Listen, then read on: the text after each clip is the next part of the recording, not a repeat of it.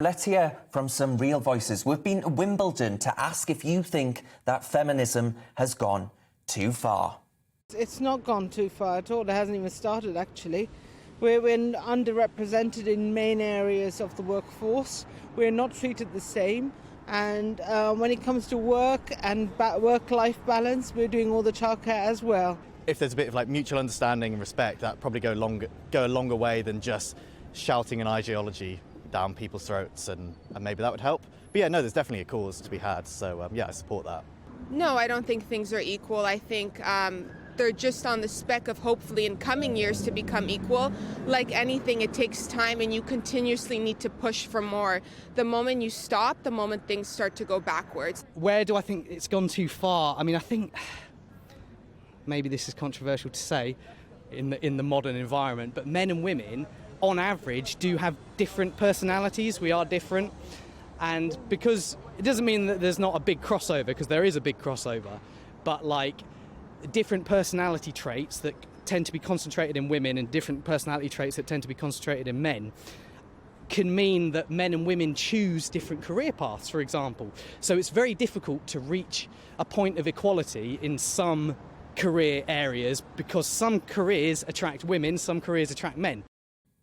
Interesting thoughts there. People in Wimbledon given their opinion on whether or not feminism has gone too far, or indeed is needed at all in 2022. So with International Women's Day taking place on Tuesday, I wanted to focus my Culture Row debate today on whether or not feminism has indeed gone too far, or if it is actually needed. Here to debate this, I'm joined by Kelly J. Keane, the founder of Standing for Women, and Mike Buchanan, the leader of the political party Justice for Men and Boys, and the women who love them. Now, Mike, in 30 seconds, has feminism gone too far? Feminism has always gone too far. The idea that women are an oppressed class is an absolute joke. They're a highly privileged class, and feminism today exists simply, well, for the reason it's always existed, to extend female privilege over men. And there are just so many areas where women are privileged. I defy Kelly J to tell me one area where women are oppressed in Britain today. Kelly J, I assume that your position would be that if we look at the debate around women's rights and women to access to single-sex spaces and issues like this, that actually women are facing a threat in that respect. 100%. Look, this existential threat to women, including our language, our spaces and so on, is happening to women. I don't see that makes us an overprivileged class. I think it's utterly mistaken to suggest that women and men are totally the same, that our lives should be totally the same. Of course they're not. But yeah, in 2022, I don't think feminism is fit for purpose, because many people who call themselves feminists actually include men who call themselves women as women. So, yeah, I think feminists need to maybe rebrand if they actually care about women and women's rights. I certainly think feminism is a much better word that talks about females. I think it's about time for the fifth wave of feminism, the wave goodbye. Well, but Mike, how are women privileged in modern life? In so many areas. I mean, if you just take healthcare, for example, there are two national screening programs for cancer, breast cancer and cervical cancer. More men die of prostate cancer than die of breast cancer. There's not even any discussion about there being a national screening program for men. Males have been disadvantaged in the education system since 1987. So today, something like 60% of students are female. Wherever you look, I mean, women have protection against genital mutilation.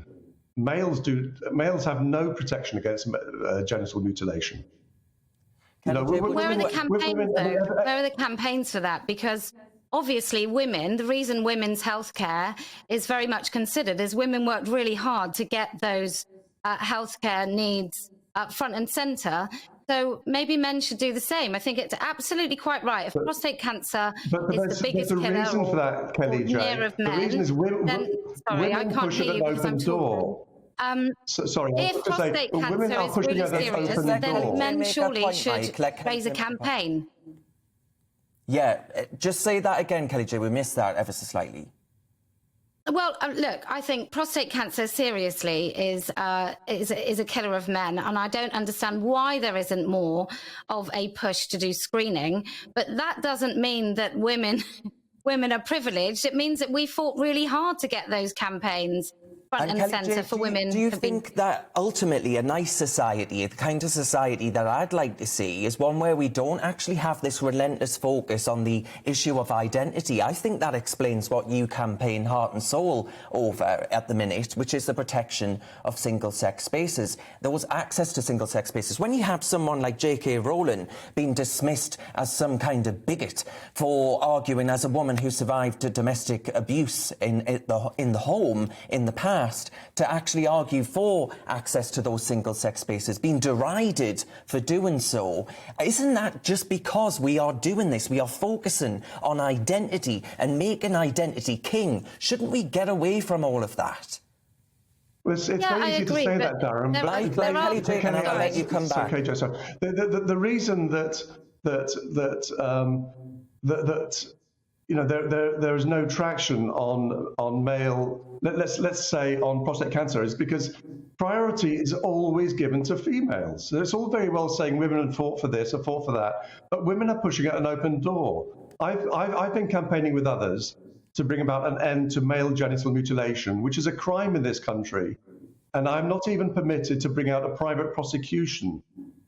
Well, Mike, I also think that you raise a very important point on, for example, working class boys. They are disadvantaged as far as education is concerned. It's an important point, but I don't think, Kelly J, again, I go back to that point, I don't think that segregating us and separating us on all kinds of things like identity-based, immutable characteristics is one that I think is laudable. Well, no, it's absolutely... Let Kelly J come back to that, Mike. Mike, if you can let Kelly J just answer that question. Look, it's absolutely preposterous. There are differences between men and women. These are fundamental biological differences. And I think it would be ridiculous to suggest that my biological makeup doesn't in some way shape my cultural experience, right?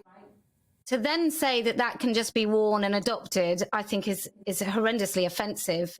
And that particular assault is happening more to women than it is to men. We can't even say a woman is an adult human female without being accused of using a transphobic dog whistle. So on that level, I don't think this could happen if we were this wonderfully overprivileged, well-considered and centred class of people. So I think just on that basis, that's rather silly.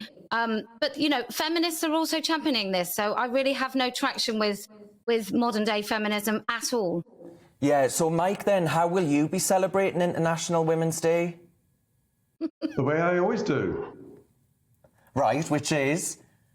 By ignoring it completely. It's Kelly J, how will you be celebrating International Women's Day?